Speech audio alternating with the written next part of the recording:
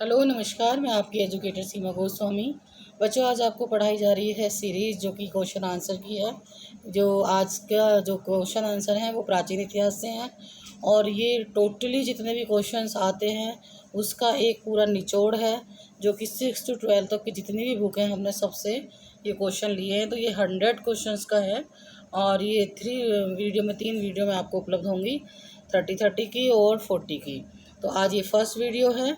और एक और चीज़ है बच्चों कि ये जो हम आपको पढ़ा रहे हैं, इस चैनल से आपको फ्री ऑफ कॉस्ट एजुकेशन दी जा रही है और हर तरीके के कॉम्पिटिटिव एग्ज़ाम के लिए ये पूरी तरीके से ऑथेंटिक है और हर क्वेश्चन जो भी हम आपको पढ़ा रहे हैं वो आने की पूरी संभावना है और कुछ क्वेश्चन तो 100% आते ही आते हैं। तो आज मैं आपको पढ़ा रही हूँ प्राचीन इतिहास और ये प्रीवियस एग्ज़ाम के 20 ईयर्स के जितने भी क्वेश्चंस आए हैं हमने सबको इसमें शामिल किया है। तो स्टार्ट करते हैं बच्चों। क्वेश्चन नंबर 1 है, मानव को आग की जानकारी कब हुई थी? तो मानव को आग की जानकारी हुई थी बच्चों नवपाषाण काल में। सेकंड क्वेश्चन है बच्चों, मानव की आँखें ट्रक एवं खाद्य संग्राहक की अवस्था जुड़ी हुई है, किस काल से जुड़ी हुई है? पुरापाषाण काल, मध्यपाषाण काल, नवपाषाण काल या इनमें से कोई नहीं। तो बच्चों, मानव की आँखें ट्रक मतलब शिकार करना और खाद्य सामग्री को इकट्ठा करके रखने की अवस्था जो जुड़ी हुई है वो पुरापाषाण काल से ही जुड़ी हुई है। नेक्स्ट क्वेश्चन है क्वेश्चन नंबर 3। ये कहता है कि मानव द्वारा पाला गया पहला पशु कौन था या पशु था। मतलब ये क्वेश्चन आता ही नहीं है, वो बहुत कंफ्यूज करते हैं। मानव द्वारा पाला गया पहला पशु था बिल्ली, हाथी, घोड़ा या कुत्ता। तो सबसे पहले जो मनुष्य ने जिस जानवर को पाला था, पशु था, वो था आपका कुत्ता। तो कुत्ता था ये, ठीक से ध्यान रखना इस पर। Next question, question number 4। Question number 4 में पूछ रहा है बच्चों, मानव द्वारा उपयोग में लाई जाने वाली पहली फसल कौन सी थी? तो जो मानव द्वारा उपयोग में लाई जाने वाली पहली फसल थी गेहूँ। सबसे पहले जो फसल का उपयोग किया गया था गेहूँ का किया गया था। नेक्स्ट क्वेश्चन है बच्चों क्वेश्चन नंबर 5। क्वेश्चन नंबर 5, कृषि का प्रथम उदाहरण कहाँ से प्राप्त हुआ है? तो ये पूछ रहा है कि कृषि का प्रथम उदाहरण कहाँ से प्राप्त हुआ है? तो ए आदमगढ़ से या गोल्डी हवा से या मेहरगढ़ से, डी या कालीबंगा से। तो इसका सही आंसर है बच्चों मेहरगढ़ से। जो कृषि का पहला या प्रथम उदाहरण प्राप्त हुआ है वो मेहरगढ़ से प्राप्त हुआ है। नेक्स्ट क्वेश्चन है क्वेश्चन नंबर 6, कपास का प्राचीनतम साक्ष्य कहाँ से प्राप्त हुआ है? मेहरगढ़ से, हड़प्पा से या मोहनजोदाड़ो से या कालीबंगा से। तो सबसे पहला जो प्राचीनतम साक्ष्य प्राप्त हुआ है कपास का वो हुआ है बच्चों मेहरगढ़ से। तो ये दोनों को ऐसे देखना कि जो ये क्वेश्चन है ये कृषि का प्रथम उदाहरण भी मेहरगढ़ से, क्योंकि जब कृषि वहाँ हो रही है, और कपास का प्रथम उदाहरण भी मेहरगढ़ से ही प्राप्त हुआ है। Next question, question number 7, Sindhu सभ्यता के लोग किस धातु से अपरिचित थे? अब देखो यहाँ कन्फ्यूजन है।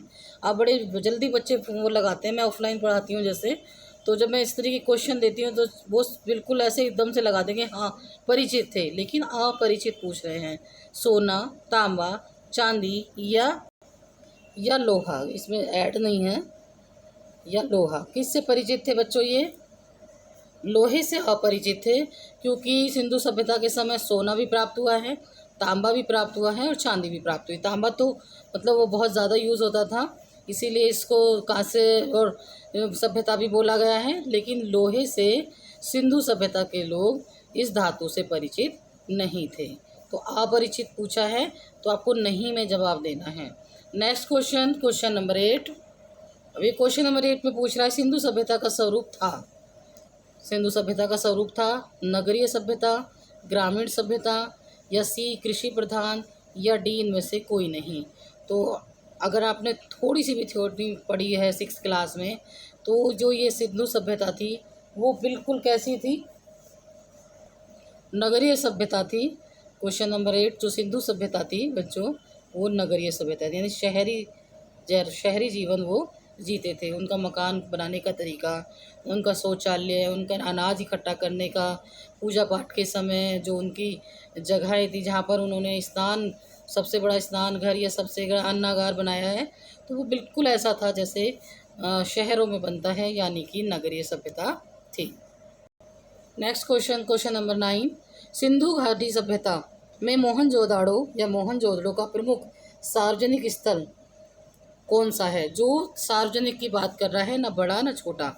तो सिंधु घाटी सभ्यता में मोहनजोदड़ो का प्रमुख सार्वजनिक स्थल कौन सा है? अन्नागार, स्नानागार, गोदीवाड़ा या नगर दुर्ग। तो बच्चों 10 का आंसर आएगा बी, ये स्नानागार, जहाँ सब लोग इकट्ठे होकर किसी खास ओकेजन पर किसी पूजा पाठ के समय या कोई बड़ा त्यौहार होता था तो वहाँ पर लोग मिलकर के स्नान करते थे। तो इसका सही आंसर है स्नानागार। Next question, question number 10, Sindhu सभ्यता मानव इतिहास के किस काल से संबंधित है? ए पुरापाषाण काल से, नवपाषाण काल से, या सी आद्य ऐतिहासिक काल से, या डी ऐतिहासिक काल से। तो इसका सही आंसर है बच्चों, इसका सही आंसर है सी नवपाषाण काल से। जो सिंधु सभ्यता मानव इतिहास के किस काल से संबंधित है वो है नवपाषाण काल से। Next question, question number 11 question में पूछा जा रहा है बच्चों, निम्न में से किस पुरातात्विक स्थल से जुते हुए खेत का साक्ष्य प्राप्त हुआ है? ए धोलावीरा, बी कालीबंगा, सी लोथल, या डी रंगपुर। तो इसका सही आंसर है कालीबंगा। कालीबंगा से जुते हुए खेत, काली चूड़ियाँ जो प्राप्त हुई हैं वो कालीबंगा से प्राप्त हुई हैं। तो इसका सही आंसर है जुते हुए खेत कहाँ से प्राप्त हुए हैं? कालीबंगा से। Next question, question number 12, Sindhu सभ्यता में निम्न में से किस वस्त्र का साक्ष्य मिला है? सूती, रेशमी, दुगुल या शाटिका। तो इसका सही आंसर है बच्चों सूती वस्त्र का साक्ष्य मिला है सिंधु घाटी सभ्यता से। यानी उस समय सूती कपड़े का इस्तेमाल किया जाता था और सूती कपड़ा वहाँ से एक मूर्ति पर चिपका हुआ मिला है, और कुछ ऐसे साक्ष्य भी मिले हैं जैसे कि कपास मिली है, तो ये सिंधु सभ्यता से मिला है। क्वेश्चन नंबर 13 में प्रसिद्ध पाशुपत मोहर कहाँ से मिली है? जो प्रसिद्ध पाशुपत मोहर मिली है वो कहाँ से मिली है? ए हड़प्पा से, बी लोथल से, सी मोहनजोदड़ो से, या डी रंगपुर से। तो जो सही आंसर है इसका बच्चों वो है सी, ये हमें कहाँ से मिली है? लोथल से मिली है पाशुपत की मोहर। क्वेश्चन नंबर 14, सिंधु सभ्यता केंद्रों से मेसोपोटामिया के साथ व्यापार किस मध्यस्थ बंदरगाह से होता था? तो ये पूछ रहे हैं कि जो सिंधु सभ्यता के लोग थे वो किस केंद्रों से, जो मेसोपोटामिया है वो वहाँ से व्यापार किस बंदरगाह से होता था? तो या ए ओमान, या मेलुहा, या उर, डी जो दिलमुन है, कौन सी बंदरगाह से होता था? तो बच्चों इसका सही आंसर है दिलमुन से। तो इसका जो व्यापार होता था सिंधु सभ्यता के लोगों का सबसे ज़्यादा वो दिलमुन से होता था। Next question, question number 15 question में पूछ रहा है सिंधु सभ्यता के मापक किस गुणज भार के हैं? जो सिंधु सभ्यता में मकान बनाए गए हैं तो वो किस गुणज भाग के बनाए गए हैं? ए 14 यानी 14, बी 10, सी 16, या डी 8। तो इसका सही आंसर है बच्चों सी 16 गुणज भार के बनाए गए हैं। सिंधु सभ्यता के मापक जो हैं वो 16 गुणज भार के हैं। क्वेश्चन नंबर 16, मोहनजोदड़ो की सबसे बड़ी इमारत कौन सी थी? ए वृहद स्नानागार, बी अन्नागार, सी 2 मंजिले भवन, या डी गढ़ी। तो इसका सही आंसर है बच्चों अन्नागार। जो सबसे बड़ी इमारत थी, ये दोनों ही इमारतें स्नानागार और अन्नागार बड़ी इमारतें रही हैं, लेकिन अन्नागार सबसे बड़ी इमारत थी। तो क्वेश्चन अगर ये आता है मोहनजोदड़ो की सबसे बड़ी इमारत कौन सी थी, तो अन्नागार थी, जहाँ पे अनाज इकट्ठा करके रखा जाता था। नेक्स्ट क्वेश्चन, क्वेश्चन नंबर 17 में पूछ रहा है, ये कुछ मिलान करने के लिए है, निम्न पशु समूहों में से कौन सा समूह मोहनजोदड़ो की पशुपति मुद्रा पर अंकित है? जो मोहनजोदड़ो में पशुपति की मूर्ति बनी हुई है उस पर कुछ पिक्चर्स बनी हुई हैं, कुछ अंकित किया गया है, तो वो किस पशुपति की मुद्रा पर अंकित कौन कौन सी हैं? ए सिंह, हाथी, भैंसा, वृषभ, या बी व्याघ्र, हाथी, गैंडा, भैंसा, या सी सिंह, गैंडा, भैंसा, घोड़ा, या डी वृषभ, भैंसा, हाथी, घोड़ा। अब ये आपको देखने में सेम ही लग रहे होंगे सारे, लेकिन आपको स्टार्टिंग से जहाँ से शुरुआत हुई है पहले कौन सा है ये बताना है। तो जो 17 का आंसर है बच्चों वो है आपका बी, सबसे सही आंसर कि व्याघ्र। पहले व्याघ्र की है चित्र, फिर हाथी का है, फिर गैंडा का है, फिर भैंसा का है। अब ये देखो इसमें ये तो है लेकिन कुछ अलग से भी दे दिए हैं, लेकिन सब इन चारों की है, तो ये आप याद करोगे 2-3 बार तो याद हो जाएगा। Next question, question number 18। Question number 18 में पूछ रहा है बच्चों हड़प्पा की जो ईंटों के नाप का अनुपात कितना था। ए 1-2-5, बी 1-3-4, या सी 1-2-4, या डी 1-2-3। तो बच्चों इसका सही आंसर है बी 1-3-4। क्वेश्चन नंबर 19 में पूछ रहा है ऋग्वैदिक आर्य किसकी पूजा करते थे। अब हम ऋग्वैदिक काल में आ गए हैं। प्रकृति की उपासना, गाय की पूजा, यज्ञ की पूजा, या डी वृक्ष पूजा। तो जो ऋग्वैदिक आर्य थे वो किसकी पूजा करते थे बच्चों, इसका सही आंसर है प्रकृति की पूजा। और आज भी आप वो चीज़ें चली आ रही हैं कि हर पेड़ पौधे की भारत में पूजा होती है। तो ऋग्वैदिक आर्य जो थे ये हड़प्पा के बाद की संस्कृति आती है और उसके बाद ये प्रकृति की पूजा करते थे।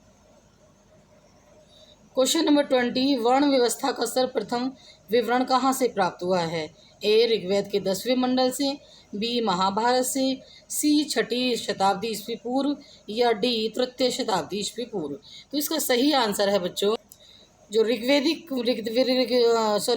का 10वां मंडल है वहाँ से ये साक्ष्य प्राप्त हुए हैं, विवरण प्राप्त हुआ है वर्ण व्यवस्था का। वर्ण व्यवस्था मतलब जैसे कि ये आज हम जातियों में बटे हुए हैं, लेकिन पहले ऐसा कुछ 9 मंडल तक नहीं था।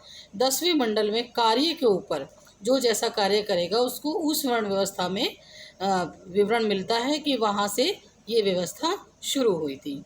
नेक्स्ट क्वेश्चन, क्वेश्चन नंबर 21, उत्तर वैदिक काल में विभाजन का आधार क्या था। यानी अब हम ऋग्वेद से उत्तर वैदिक काल में आ जाते हैं। तो उत्तर वैदिक काल में विभाजन का आधार क्या था। ए वर्ण व्यवस्था, बी श्रम विभाजन, या सी आश्रम व्यवस्था, या डी उपयुक्त सभी। तो इसका सही आंसर है बच्चों वर्ण व्यवस्था ए। वो क्यों है आपने अभी पढ़ा था कि जो ऋग्वेदिक आर्य पूजा कर जो वर्ण व्यवस्था का प्रथम उदाहरण हमें 10वें मंडल में मिलता है, और जब उत्तर वैदिक काल में आते हैं तो कार्य के आधार पर विभाजन होने लगा। तब ऐसा नहीं था कि एक राजा का बेटा राजा ही बनेगा। उत्तर वैदिक काल में ये व्यवस्था शुरू हो गई थी, जो जैसा कार्य करेगा वो उसी वर्ण का कहलाएगा। जाति व्यवस्था नहीं थी, लेकिन कार्य के ऊपर आधार पर वर्ण व्यवस्था थी। जाति व्यवस्था तो पता नहीं कब ये शुरू हुई, कैसे हुई हैं, लेकिन उत्तर वैदिक काल में सिर्फ श्रम के आधार पर विभाजन किया गया था, जो कि वर्ण व्यवस्था उत्तर वैदिक काल में शुरू होती है। क्वेश्चन नंबर 22, पतंजलि का संबंध किस रचना से है बच्चों। तो ए चरक संहिता, बी दिव्यावादान, या सी अष्टाध्यायी, या डी महाभाष्य। तो इसका सही आंसर है ए चरक संहिता। जो पतंजलि आज बाबा रामदेव का भी कोई सब जो सुनते हैं वो इन्हीं की चरक संहिता के ऊपर पतंजलि का संबंध है। तो ये हमें इसका जो रचना की है वो चरक संहिता, पतंजलि का संबंध चरक संहिता से है। Next question, question number 23, Panini कौन थे। कौन थे ये पाणिनि, इतिहासकार थे, या बी व्याकरण विद्वान थे, या सी चिकित्सक थे, या डी जैन विद्वान थे। तो इसका सही आंसर है बच्चों पाणिनि व्याकरण विद्वान थे। यानी जो आपने ये हिंदी की बुकों में, संस्कृत की बुकों में सब में इनका नाम सुना है। पाणिनि ने व्याकरण की रचना की थी। तो ये व्याकरण के विद्वान थे या विख्याता थे, जिन्होंने व्याकरण को बनाया या व्याकरण लिखी। नेक्स्ट क्वेश्चन, क्वेश्चन नंबर 24 में पूछ रहा है बच्चों वैदिक समाज में किसका अस्तित्व था। अभी उत्तर वैदिक की बात चल रही है। तो पैतृक परिवार थे, या बी प्रकृति पूजा होती थी, या सी वर्ण प्रथा थी, या डी ये सभी थे। तो जो वैदिक काल समाज में अस्तित्व था वो इन तीनों का था। पैतृक परिवार भी होते थे, वर्ण व्यवस्था प्रथा शुरू हो गई थी उत्तर वैदिक काल में, और प्रकृति की पूजा ऋग्वैदिक काल से ही होती आई थी, और आज तक ये प्रकृति की पूजा भारत में होती है। तो ये तीनों ही इसके सही आंसर हैं। तो तो आप जब टिक लगाओगे, इस तरीके का कोई क्वेश्चन आता है तो आप लगाओगे कि ये सभी। Next question, question number 25। बच्चों 25 में पूछा जा रहा है प्रसिद्ध गायत्री मंत्र किस धर्म ग्रंथ में है। जो गायत्री मंत्र है ये जितने भी क्वेश्चन हैं इतनी बार रिपीट हुए हैं बच्चों कि कभी भी ऐसा हो ही नहीं सकता कि ये एग्जाम्स में क्वेश्चंस ना आए। तो प्रसिद्ध गायत्री मंत्र किस में है, ऋग्वेद से लिया गया है या यजुर्वेद से है या सामवेद से है या डी अथर्ववेद से है। तो इसका सही आंसर है ऋग्वेद। ये ऋग्वेद से लिया गया है गायत्री मंत्र। तो आपको कभी क्वेश्चन आए किसी भी एग्ज़ाम में अगर आप दे रहे हैं तो ऋग्वेद से गायत्री मंत्र लिया है, जो हम बोलते हैं ओम भूर्भुवः स्वः तत्सवितुर्वरेण्यम भर्गो देवस्य धीमहि धियो यो न प्रचोदयात्। तो ये जो संस्कृत का मंत्र है और ये ऋग्वेद से लिया गया है। नेक्स्ट क्वेश्चन है बच्चों क्वेश्चन नंबर 26। सत्यमेव जयते उक्ति सर्वप्रथम कहाँ से व्यक्त की गई है या कहाँ से ली गई है या कहाँ से प्राप्त हुई है। तो ए ऋग्वेद से, बी उपनिषद, सी मनुस्मृति या इनमें से कोई नहीं। तो बच्चों 26 का आंसर है सत्यमेव जयते यजुर्वेद से उपनिषद से ली गई है। सत्यमेव जयते जो उक्ति है ये हमारे पैसे वहाँ पे मतलब हर कार्य में ये वाली उक्ति हमें देखने को मिलती है, तो ये उपनिषद से ली गई है। Next question, question number 27। Question number 27 में पूछ रहा है बच्चों वैदिक काल में राजा को स्वेच्छा से दिया जाने वाला उपहार क्या था। ए भोग, बी भाग, सी बलि या डी उद्रंग। इन चारों में से कौन सा ऑप्शन सही है। तो इसका सही आंसर है बच्चों 27 का सी बलि। ये बलि इसको इसलिए बलि बोला जाता था, ऐसा नहीं था कि वो किसी जानवर को मार कर देते थे। उसमें हर तरीके का भाग होता था, जैसे गेहूं है, जौ है, कोई सब्जी है, कुछ भी जो किसान उगा रहा था वो राजा को अपनी स्वेच्छा से देता था और उसको बलि बोला जाता था। वैदिक काल की हम बात कर रहे हैं। वैदिक काल में जो कर या टैक्स जिसको बोला जाता है जो राजा को दिया जाता था वो बलि के नाम से जाना जाता था। तो इसको बलि को सुन करके ऐसा बिल्कुल भी ना अज्यूम करें कि ये कोई किसी को मार करके बलि दी जाती थी। ये एक तरीका था, उसका नाम बलि रखा गया था। Next question, question number 28। बहुत ही इंपॉर्टेंट क्वेश्चन है बच्चों ये सारे। अनुलोम एवं प्रतिलोम किससे संबंधित हैं। ए जन्म से, बी यौवन से, सी विवाह से या डी मृत्यु से।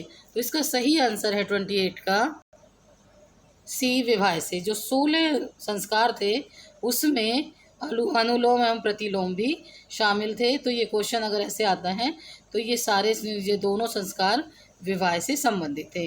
नेक्स्ट क्वेश्चन, क्वेश्चन नंबर 29 में पूछ रहा है निम्न में से कौन सा वेद कर्म कांडों से विशेष रूप से संबंधित है। तो आपको पता होना चाहिए आपके 4 वेद हैं, ऋग्वेद ए, बी यजुर्वेद, सी सामवेद और डी अथर्ववेद। इन चारों वेदों में से जो पूजा पाठ कर्म कांड जादू टोना जो भी प्रक्रियाएं होती थी वो कौन से वेद से संबंधित है। तो इसका सही आंसर है बच्चों यजुर्वेद। इसमें पूजा पाठ और जितने भी हवन वगैरह की बातें हुई हैं वो यजुर्वेद में हुई हैं। आज का आखिरी क्वेश्चन है बच्चों इस सीरीज़ का 30 क्वेश्चन 30। सुदास के विरुद्ध 10 राजाओं का युद्ध किसके नेतृत्व में लड़ा गया था। सुदास के विरुद्ध जो युद्ध लड़ा था वो 10 राजाओं का युद्ध किसके नेतृत्व में लड़ा गया था। ए वशिष्ठ, 2 यानी बी विश्वामित्र, सी पुरु या डी कुरु। इनमें से किसके नेतृत्व यानी इसकी जो नेतृत्व किसने किया था, सुदास के विरुद्ध जो युद्ध हो रहा था वो किसने नेतृत्व किया था इसका। तो इसका सही आंसर है बच्चों बी विश्वामित्र। यानी विश्वामित्र ने इसका नेतृत्व किया था जो सुदास के विरुद्ध युद्ध हुआ था और ये विश्वामित्र ने इसका नेतृत्व किया था। तो बच्चों मैंने आपको पढ़ाया प्राचीन इतिहास, जो कि बहुत ही मोस्ट इम्पोर्टेंट सीरीज़ है। ये 100 मार्क्स की है और आपको 3 वीडियोज़ में मैंने पहले ही बता दिया है कि ये मिलेगी और ये बिल्कुल फ्री ऑफ कॉस्ट है। इसमें आपका कोई पैसा नहीं लग रहा है, आप सिर्फ सब्सक्राइब कर लें ताकि आपको वीडियो की जो नोटिफिकेशन है समय पर मिलती रहे। ये वीडियो आपको बुधवार और शनिवार को प्रोवाइड होगी और मैं कोशिश करूँगी कि आपको कल ही मिल जाए नेक्स्ट वीडियो जो होगी। और आप पढ़ते रहें, अपने एग्ज़ाम की तैयारी करते रहें। बस आप इसको एक बार सब्सक्राइब कर लें और प्रेस बेल आइकॉन पर प्रेस कर दें ताकि आपको नोटिफिकेशन समय पर मिलता रहेगा। अगर आप इतनी थोड़ी हेल्प कर देंगे तो आगे जितने भी बच्चे हैं जो कोई गांव में रहता है, कोई देहात में रहते हैं, उन तक ये पहुंच जाए, क्योंकि आजकल मोबाइल सबके पास हैं और वो दूर दूर तक कोचिंग में नहीं आ सकते, तो कम से कम घर बैठे अपने एग्ज़ाम्स की तैयारी कर रहे होंगे बच्चे, तो उनको भी ये नोट्स प्राप्त हों। तो आप इसको शेयर ज़रूर कर दें ताकि सब तक ये वीडियो पहुंच सके। धन्यवाद।